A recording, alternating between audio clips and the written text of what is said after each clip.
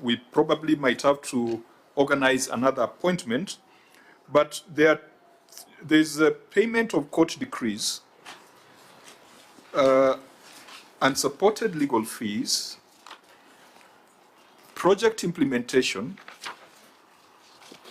and something to do with the revenue system, supply, installation, and commissioning of the revenue management system.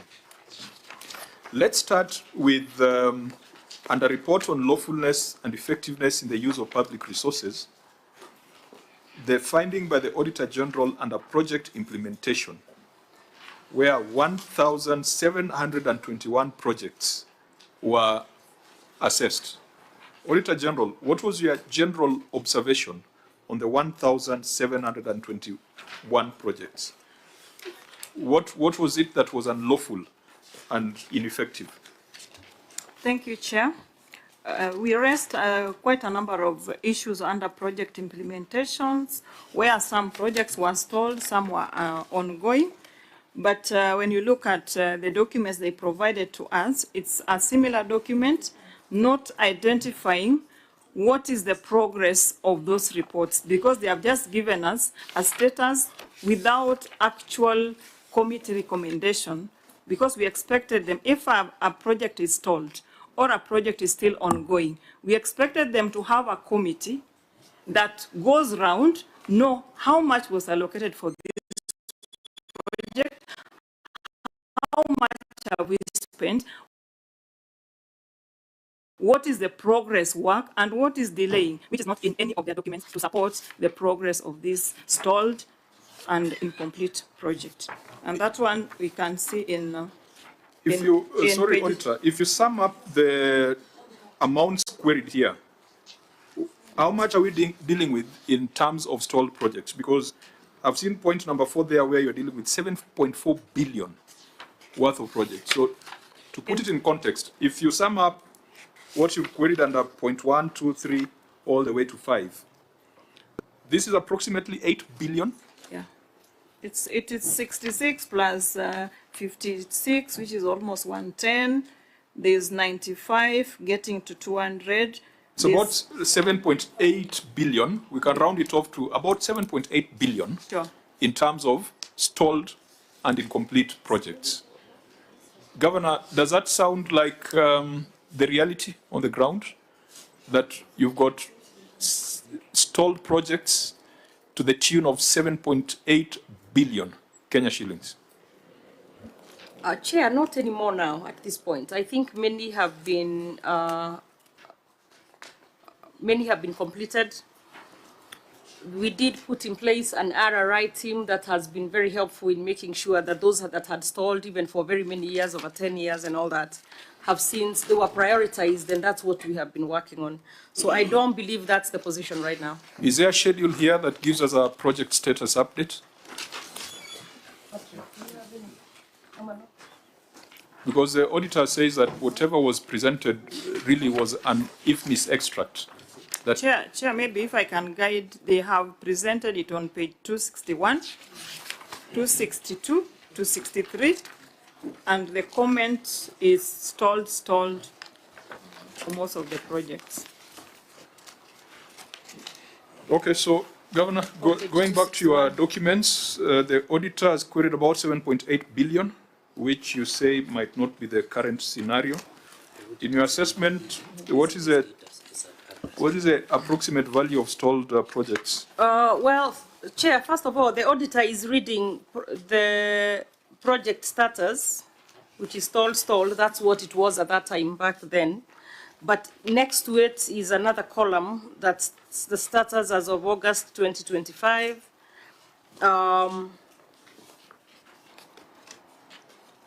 And you can see stalled at finishing level now, work ongoing at 70%. And I want to point out, Chair, like you have said previously, because there's sometimes a lot of misinformation or out of context. You can see some of these projects were started in 2017, 2018, 2019, 2020, 2021.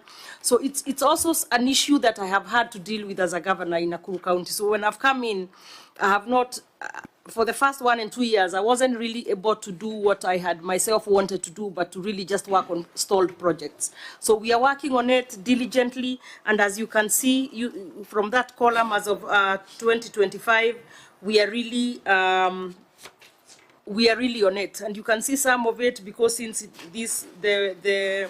since the award had been done, at this point you see contractors declining the jobs. So we've also had another very big issue of re-advertising and getting them going.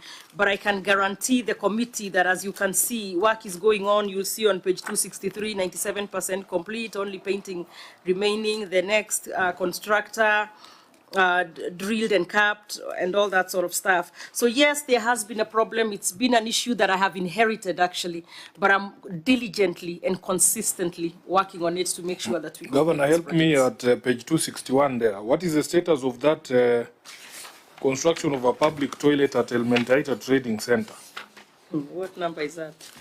At page 261, you will see it is, I think, fourth from bottom. Oh, there. Public toilet via there. This was the one that they talked to us about. What is that? What does that word mean? Is it a word? Actually, what happens is sometimes when we go for the supplementary, as you know, in what does that word mean? They move the money to a different project. I swear to God, this is the first time I'm hearing this word. Yeah. Called environment. But we learn every day, Senator. Environment. I guess maybe you heard it as environment perhaps before. Yeah. So they do change. But even if you use that as a test case, a public toilet that cost 1 million, that started in 2019, 2020. How does it start? We were with you here in the Senate. I was in the Senate with you. Yeah. So don't be defensive. I would. How does that stall? How does a 1 million public toilet? Sorry? And sometimes also you could find that, granted, I don't want to say that for this specific one, we've had issues where perhaps money was allocated to, say, a toilet, and then you find out the land was not public, or the land had not been acquired, so you can't proceed because then it becomes an audit issue. But I don't want to say specifically. I would have to come back to you on that. I don't know why that happened. And then what you're not seeing, Chair, is the status of that project. Correct. Status of completion. So now is it zero amount has been paid? Which one? Zero amount has been paid for that particular project. No, zero. Has it started at all? No, when it's fired, it means the money, it's not going to be done. So why is it here as a stalled project? How can it stall when it has not started? Because the contract had been awarded at that time, back in when I was in the Senate with the chair. So the contract had been awarded. Maybe the contractor never took sight, right? So is it so why no payments were done. Why does it still appear then? I don't know. I mean, but we are working on that. I actually brought on board when I came in, because I realized a big part of my problem in the county is a lot of public money spent on projects that have not been completed. And we're talking about since 2010 even, I mean 20, way back. So I have brought on board a director here, stand up Patrick maybe, who is helping me with this sort of stuff, where they go to the ground and every project, now not from the office, but they actually go and see the status, because you could also be given this and told it's completed and nothing has started. So we are now completely on top of it using this department. The Governor, the actual status is it has not started.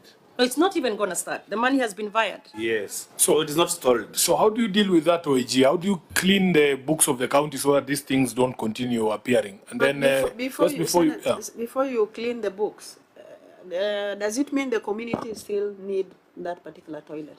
Yeah, because there's a public participation aspect. I don't want to answer in a way that I could mislead the House, because I'm not sure about this specific one, because it could have even been that there was another toilet nearby, but somebody had put money for this as a toilet. So they ended up deciding, instead of the toilet, give us water in that public area.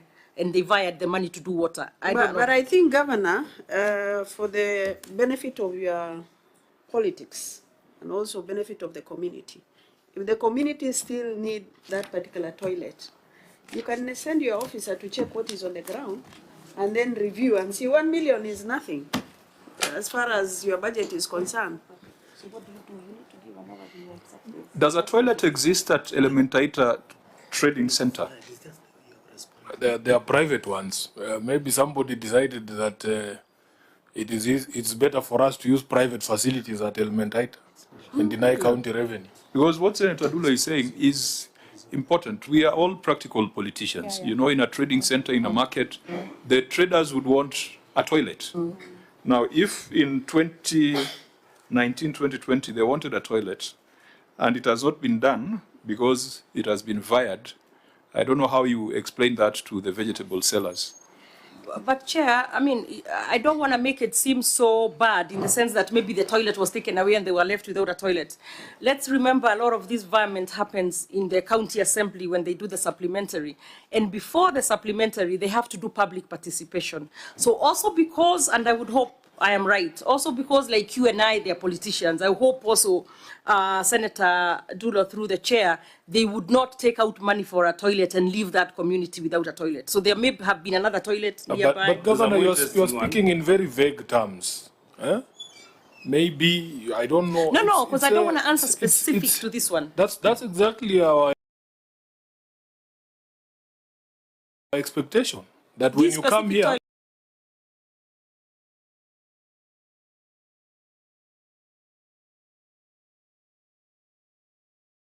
no, that when you come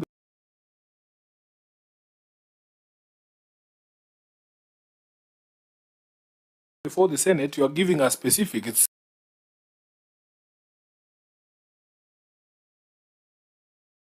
now 3 years down the line. Surely this is an exercise that should have been conducted in the first few years of your administration so that you get to know if we are proceeding with this project.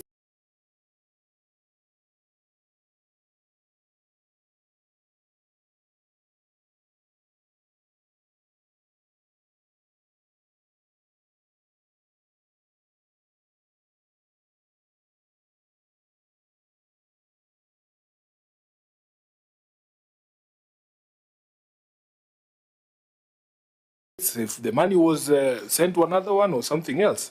And I also need you to confirm. You can see that on that same page 261, there was construction of an ECD toilet at Giashonge Primary. There's another one at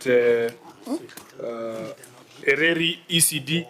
And your comment there, status as at August 2025, is contractor declined work. In all fairness, Governor, that's not a status. The sort of state up to now. And does it mean the ACDs, they're not having a toilet? Where are they going to? Are they using bushes? You know, and the school did not have toilets. So there was a toilet for male teachers. No, there was a bush for male teachers and a bush for female teachers. A bush for, let me not mention the county. I already mentioned it, okay. Yeah. So are you using bushes? Yeah, which is what devolution. Governor, maybe when as you design an ECD center, for example, do you put the classroom, do you put a staff, do you put, I know children are still young, they might need to take an afternoon nap, they could be somewhere they're eating from, and then maybe the issue of washrooms. And then, Governor, do you also have a feeding program? Because I know most of the counties, including Nairobi, they have what we call dish in a county, although wanadishi watu. So can you paint a picture on how your ICD looks like, so that we don't even need to come to Nakuru?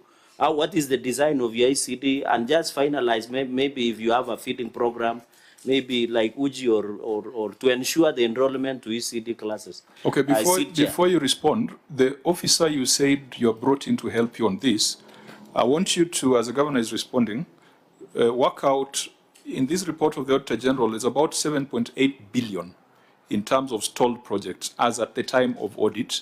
In your report, you have indicated that 13 have been completed, that there's been some progress. Can you attempt to quantify what is the current value of stalled projects so that we can take a view on effectiveness? But Governor, you may respond first. Thank you, Chair. And I'll have, if you don't mind, I'll have Patrick, who is our director, speak for a minute. What we did, and we started this at the close, actually sometime in the last financial year.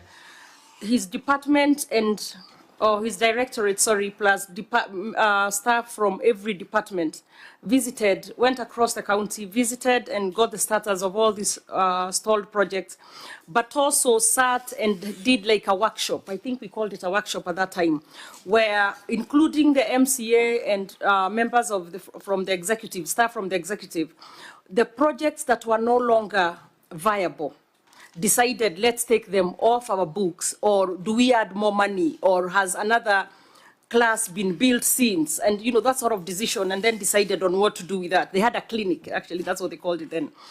And so when, through the chair, so Senator Sifuna feels I'm not being very specific, I feel I've been specific enough in, for example, in saying, say we vied. However, we shall do an addendum where we'll be able to give you what happened exactly when they vied, where did that money go, or did it go to another project, or you know, that sort of stuff.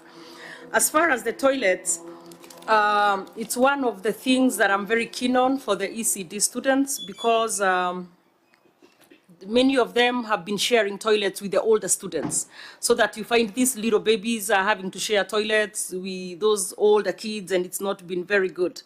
But when now we do the classroom, we do the desks, we do chairs, or rather we furnish. We do the chairs, we do a toilet, we do a water tank and a water washing point with that ECD. On the floor, we do terrazzo, and we do some nice painting colors so that it's attractive to these little kids. In addition to that, we have as a county a feeding program that is the fortified porridge. And indeed, since we started this program, it has increased our enrollment. I was at about 55,000 ECD students. We now have a little over 60,000. We had like 3 or 4 classrooms in some very hot area without much going on that had been closed, but once we introduced the porridge, the schools have reopened with kids coming. So it's really just helped in a lot of ways, and we are doing a lot of infrastructure in terms of these ECDs. So, but yeah, sorry, yeah, let me have back to your officer. 1 minute. Yes. The school feeding, I think she has responded, but we are on projects with quantifiable values. Maybe let's deal with that.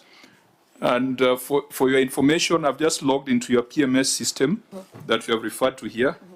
And I can see that stalled projects are 0, varied projects are 0, vired projects are 0. So this does not seem to correspond or tie with the submissions that you have made here. But you may proceed. Proceed. Thank you so much, Your Excellency, my governor. And I just want to appreciate also the committee and the chair. We want to say that this is a very good exercise to help us really paint a picture of what happens at the ground and the commitment of good leaders like our Excellency Governor. Like I said, my name is Kigunda, the Director in charge of Efficiency Monitoring Unit. And Kigunda, go straight to the point. Yes, when we came on board, we evaluated all the projects within the county, and we did an audit of which projects should continue, which ones should not, and which ones should be put on an RRI. And in a nutshell, what we have done, from what the Auditor General cited, the 26 projects that he had cited or she had cited that had not gone on or had stalled, out of those 13 projects have since been completed. And this, from your simple calculation, will represent a 50% completion rate.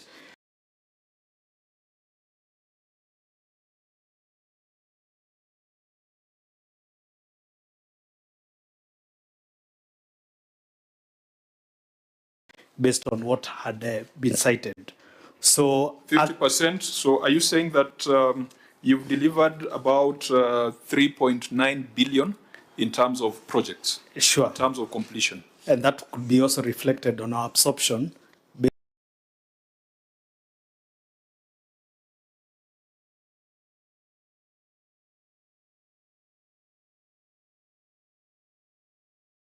Based on the last year's absorption of what we absorbed from our development absorption fund. that can be reflected there. Okay. Yes. For maybe Vice Chair first, then we give some certain directions. Yeah, page 263, drilling of Arahuka borehole. It has been drilled and capped. Are you there? Yes. And we are saying that the acquisition of relevant approval documents from WRM 6, but you've not supplied that water. There's no value for money. When do you expect to complete it? This is cited in this particular financial, and actually this particular project is on an RRI. So within the next 100 days, this project ought to be done. Could we then, because I'm seeing in your response, you have referred to CPIMS, tried to log on to it. I don't know whether this is test data or this is a real data, because in some cases it's zero. Your Excellency, the Chair, that system is what has been put on and is on a pilot. When do you expect to go live? To go live within 100 days. It is on also from? Now. No, from no, September. It has to be 100 days from a certain milestone. 1st September. RRIs begin from 1st of September. Actually, we already in the days of RRI.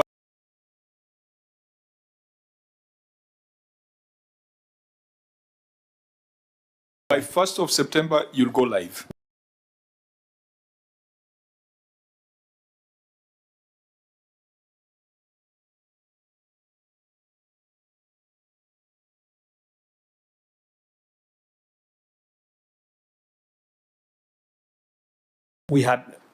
We count the RRI period starts from 1st of September. So within 100 days, we'll be live.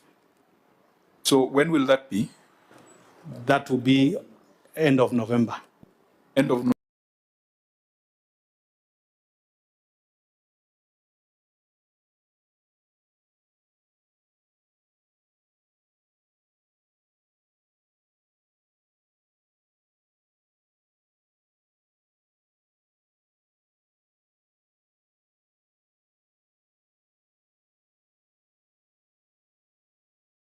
November. Sure. Auditor General, around November, you'll be concluding your audit? Yes, Chair. So keep this in view. I think what is impressive is that you are trying to automate this, because you've got so many projects that you cannot maintain them on some manual Excel worksheet. So this is good. I hope you have also looked at what counties like makwiny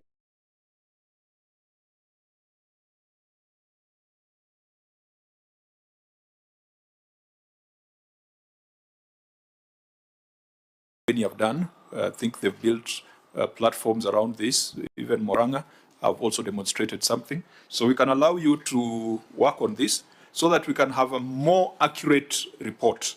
When your officer says you've delivered 3.8 billion in terms of projects, it must tie with what we are seeing on the dashboard. So OAG, in terms of implementation, The executive to give us percentage completion, a better document to the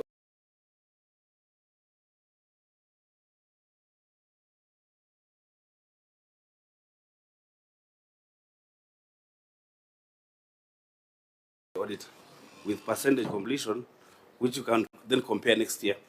yes, I think that would be important. If you went the system route, I'm sure it would give you that.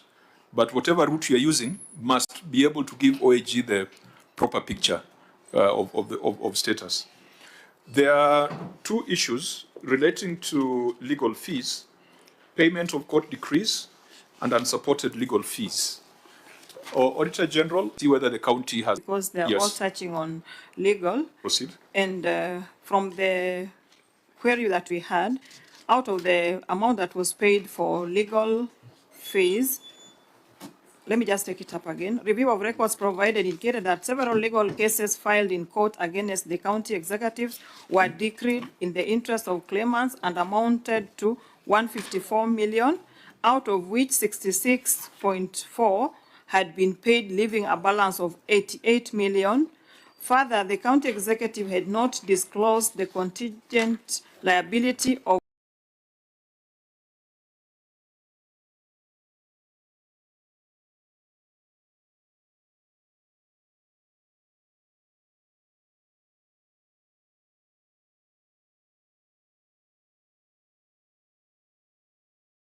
potential court award in the financial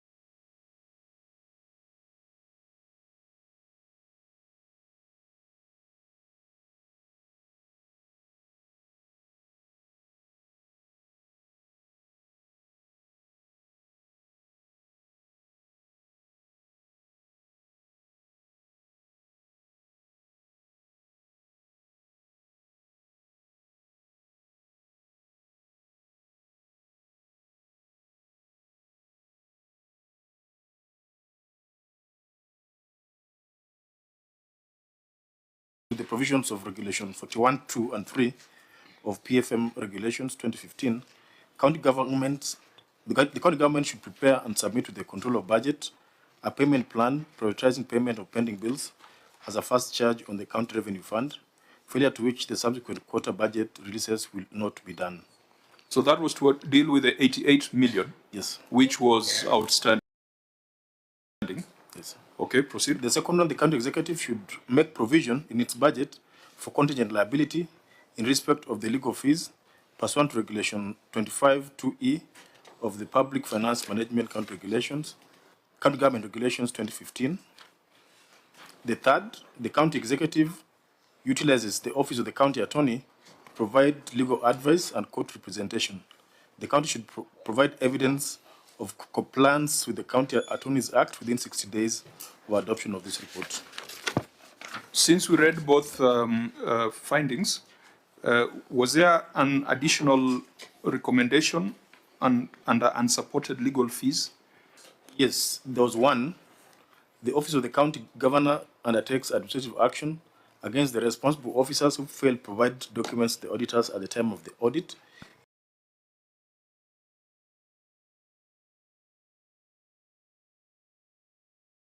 In accordance with the Section 156.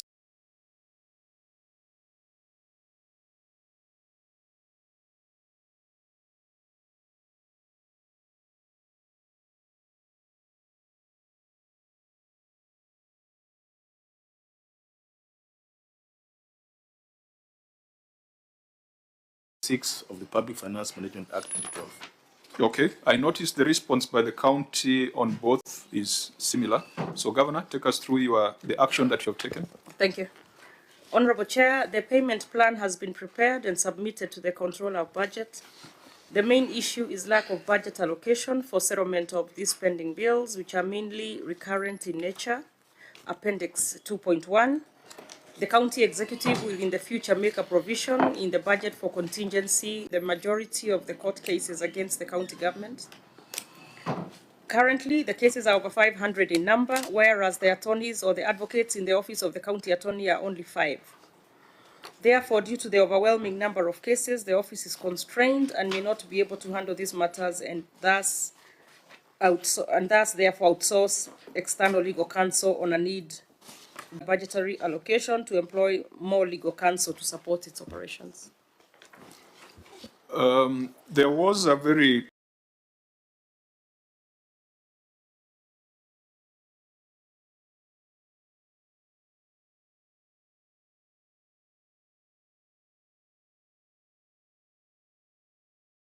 direct recommendation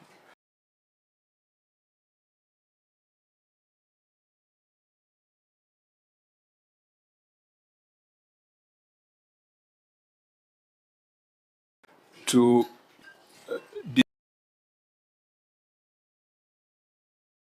disclose your contingent liabilities. Could you demonstrate that that has been done? It flowed from the observation of the Auditor General that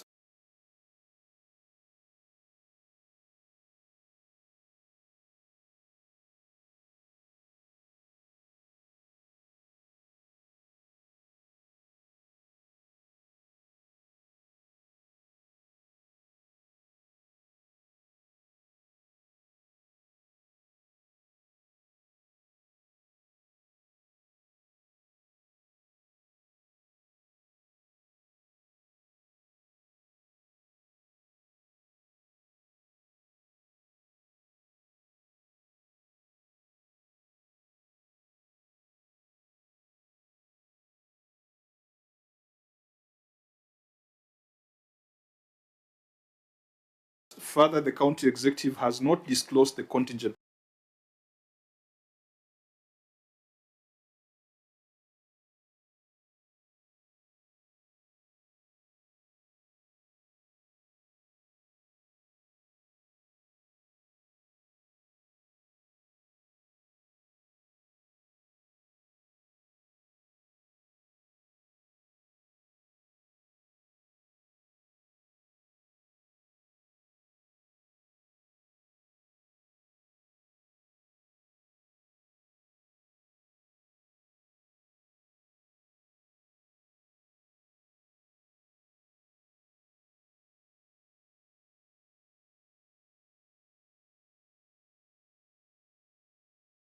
A number of these court degrees might have arose even from the municipality area and the previous administration. Most of this was maybe chair non-attendance of an advocate, and therefore the matter was entered in absence of a legal representative. So have you recruited the county attorney, the solicitor,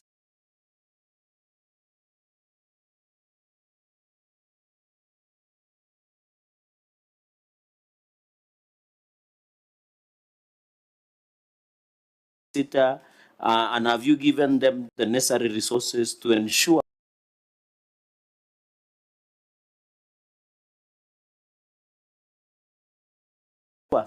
the functionality of the office of the county attorney, so that you don't need to spend a lot of money in terms of hiring the legal services? I'm not saying this so that lawyers do not get job, but of course, I remember, Chair,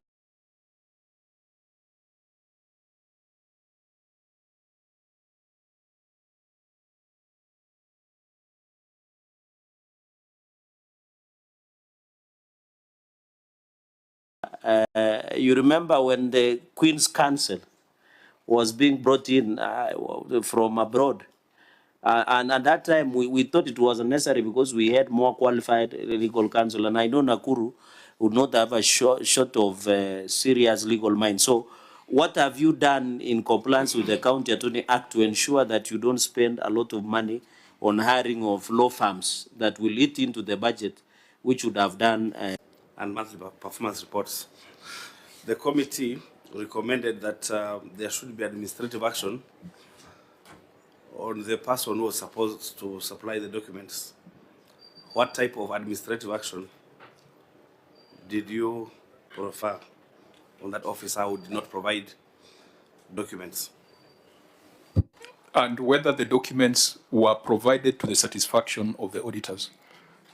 Because that administrative action would be recommended in the case of late submission. I don't know, Auditor, whether they were provided to you, even though late. Yeah, they were not provided because even when you look at the response and the attachments, what we have here is different items which are, maybe they can explain how they are related to. I think you can leave it there, because if they are not provided, then the recourse is not just administrative action, but investigation and prosecution. Governor? Thank you, Chair. Through you, Chair, let me start with Senator Cherarki's question on whether we have a county attorney and a county solicitor and other attorneys so that we do not spend too much money on legal fees from hiring outside firms. Yes, we do have a county attorney, and yes, we do have a county solicitor, and their department also has a few other attorneys who support the department. However, as Senator said, when I was in the Senate with him, we thought this would completely cure the issue of having to bring in outside firms. But now, as I sit here, I can tell you that the kind of cases that we have in the county, we are sued so much as a county government, but I'm sure that's not just us, but across the board, even national government and all that. But beyond that, actually, I also have some serious issues on, say, land grabbing, where maybe there is public land, you're trying to put up an ECD as we were talking, and you can't because somebody has grabbed the land, so you have to go to the court. So there's so many cases that the numbers I have are not able to take care of these cases and not drop the ball. But we are going to add more budget so that we can hire more lawyers in-house, so that then we reduce to very minimal getting lawyers from outside the county government. So that we are working on that. On the supply of documents, I know there was a question on how we identify these lawyers. I believe there's a framework agreement on lawyers who have been pre-qualified, and when an issue comes up that for whatever reason, the government is providing documentation on how you identified them.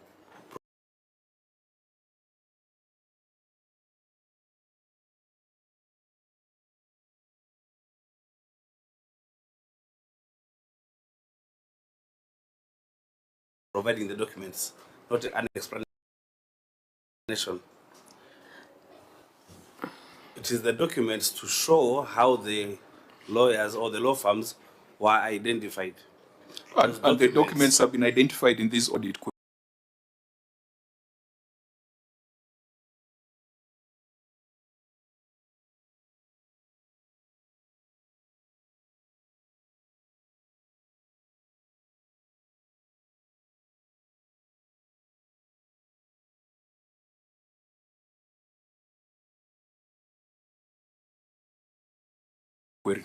I mean, it's a very straightforward thing. Sure. We are not questioning you on the rationale. Okay.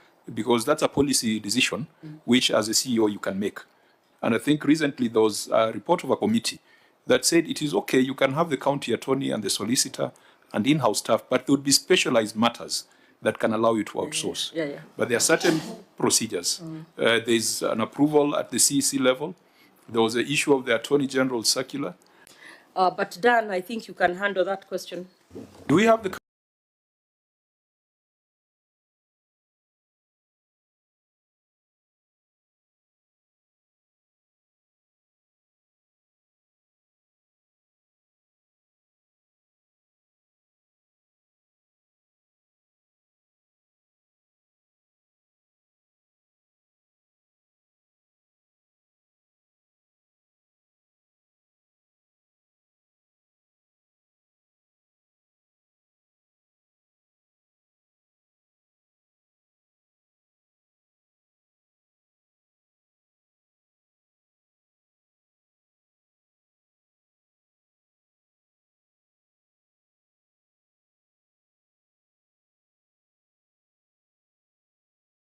county attorney in the room?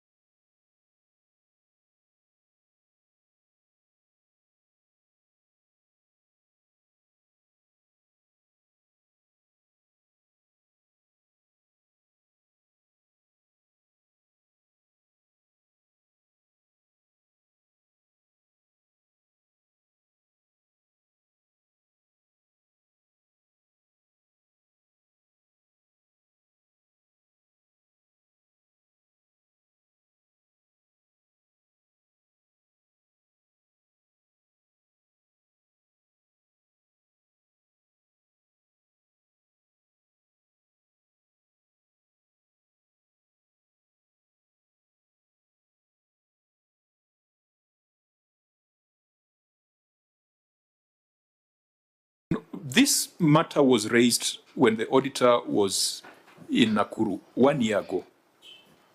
This matter was raised in the management letter. This matter was raised when the report was tabled in the Senate at the end of the last year. This matter was considered when you sent your written responses. Here we are looking for action. It cannot be that we need to provide more time. If the gentleman says the documents are not provided, what stops this matter from being an EACC investigation?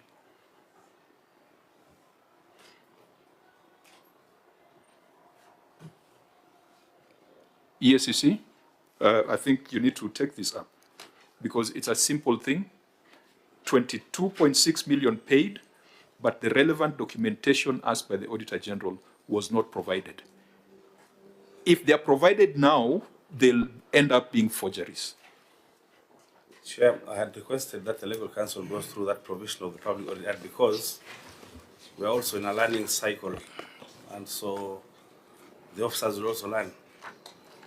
Okay, that's section 62 or 62. 62 of the Public Audit Act? Yes.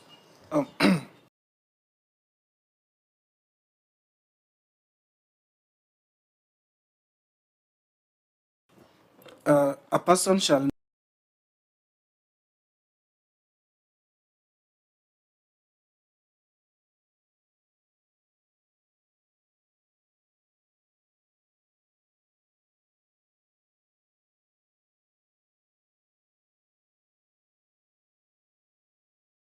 not B, without justification, fail to provide the information required under this Act.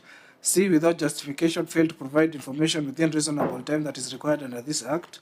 D, submit false or misleading information. E, misrepresent or knowingly mislead a member of staff of the Office of the Auditor General or professional acting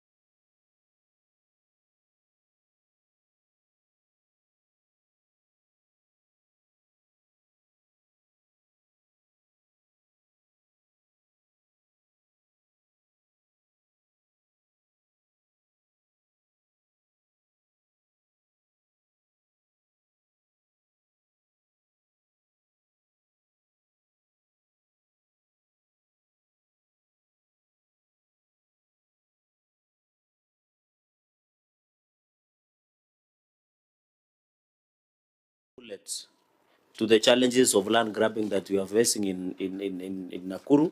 And has it affected your development programs and implementation like ECD centers, like hospitals, like maybe, I know Nakuru you have fish markets you need to develop, and in relation to affordable housing programs and also the markets that you are doing in concurrence with the national government, an issue of industrial parks.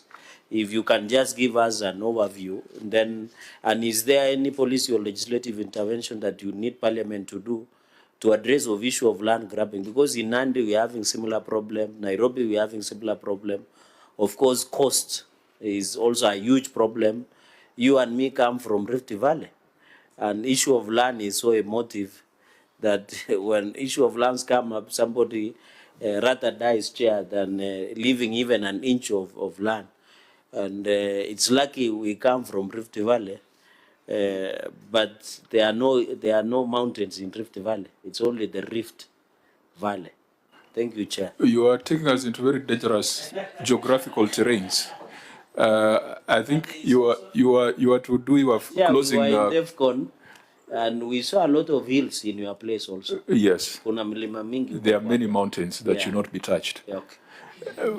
You are to do your closing remarks. Okay, but, so maybe just conclude as she yeah, so that then maybe when she's doing her closing remarks, she can respond yes. to what you have said. And maybe, Governor, maybe I don't know whether I'm going ahead of my time. There was a small disturbance between Narok and your county. You can also assure the committee that on the issue of a few clashes that we saw for the last few days, are you collaborating with the national security so that we don't see the escalation of those clashes that we saw in area?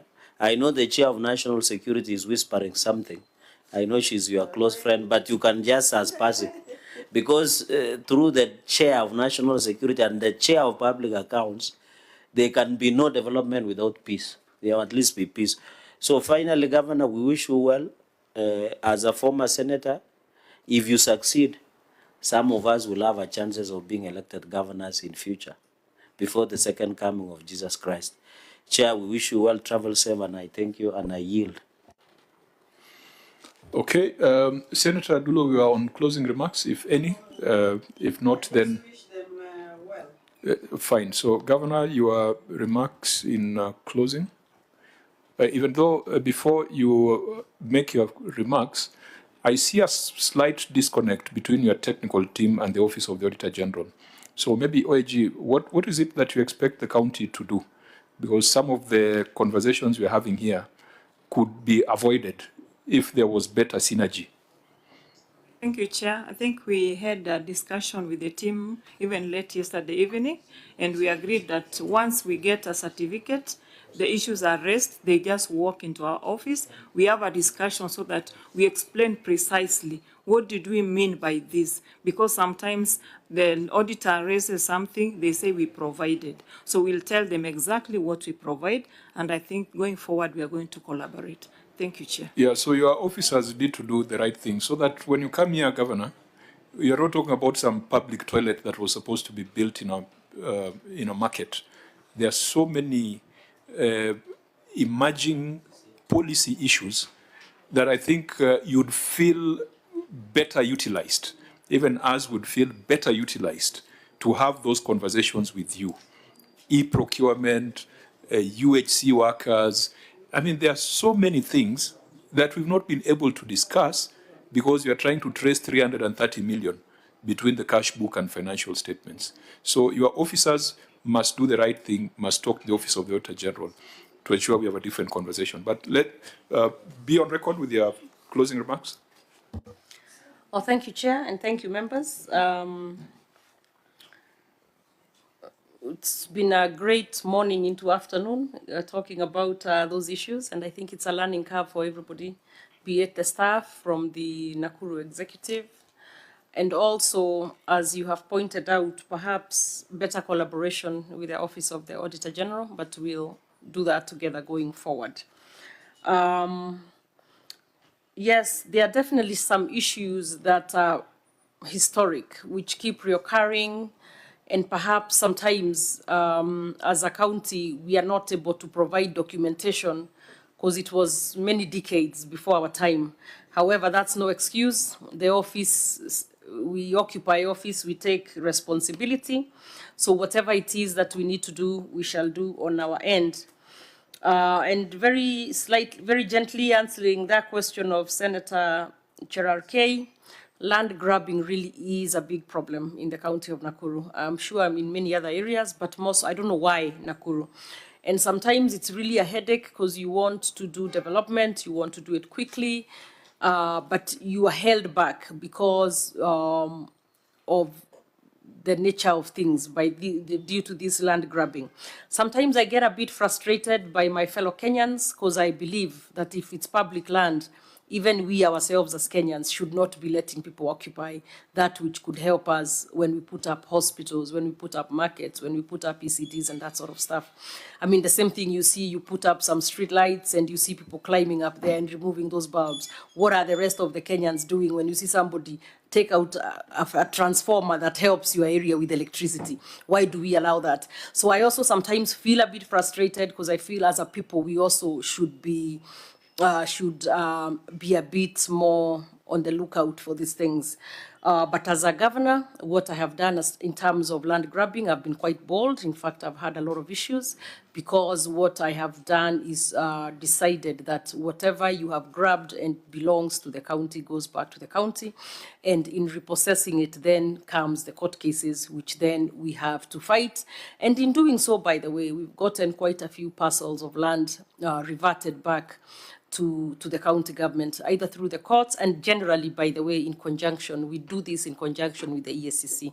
So for that, I'm also grateful, and DCI and other national government bodies.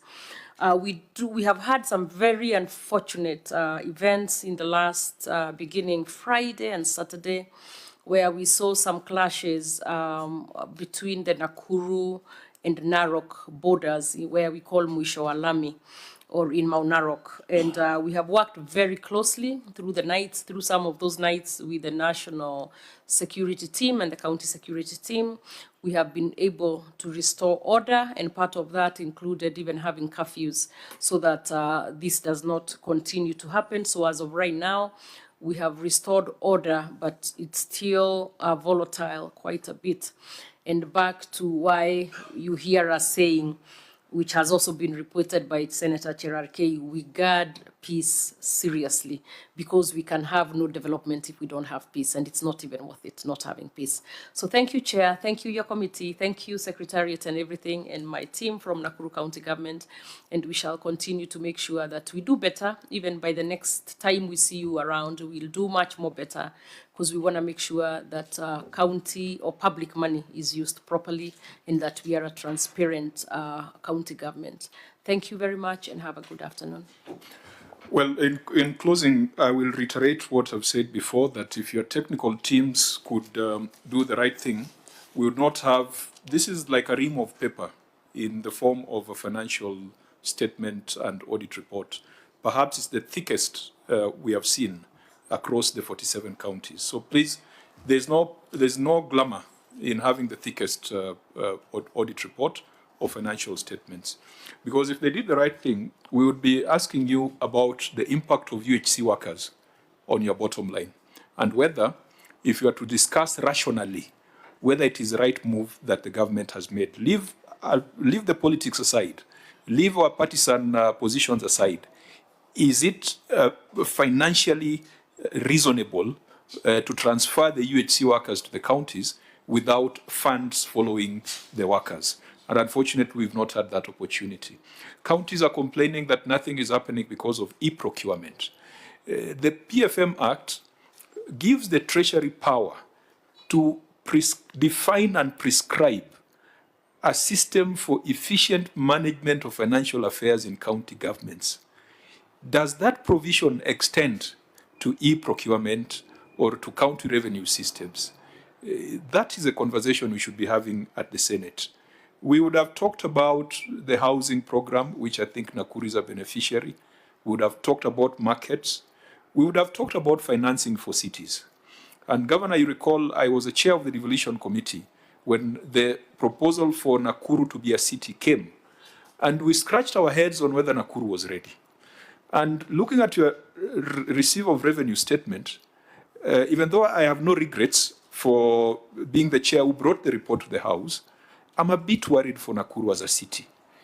In your revenue statement, you used to collect about 3 billion or 3.3 billion, but that included 1.5 billion as hospital fees. If you take away the hospital fees, which will now be ring-fenced as FIF, you are left with about 1.8 billion. And part of the criteria was to check whether the municipality had the capacity to collect own revenue that could sustain its services. Are you able to deliver services to Nakuru City with 1.8 billion? Definitely not. And remember, this is 1.8 billion collected from all corners of Nakuru, not just the city.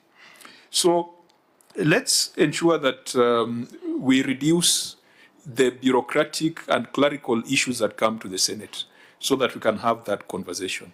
But in conclusion, please go back and have a conversation with the CEC, have a conversation with, I think there's something called a PFM technical working. There's something, the PFM, where the CEC finance chairs, a public finance management technical working group or something within the county. You have serious inadequacies when it comes to HR because you don't have a county public service board. You have serious inadequacies in financial management because you don't have a chief officer of finance and you don't have a qualified accountant heading your treasury. You don't have an audit committee. You don't have an approved internal audit charter, and that renders your internal auditors ineffective. You have gaps in legal, and you have just demonstrated that your county attorney should have been here, and I don't know why they are not here, and yet legal issues were part of what we are dealing with. So please go back and fix some of those things. If you fix them, your work will be lighter. And so we'll be able to have a better conversation at the Senate. We will adjourn the meeting, and I think when we retreat to write a report or to consider the responses, we will give directions on whether there is need for another appearance or whether we can rely on the written responses or whether the Assembly can deal with whatever is remaining. The meeting is adjourned. We will reconvene on notice.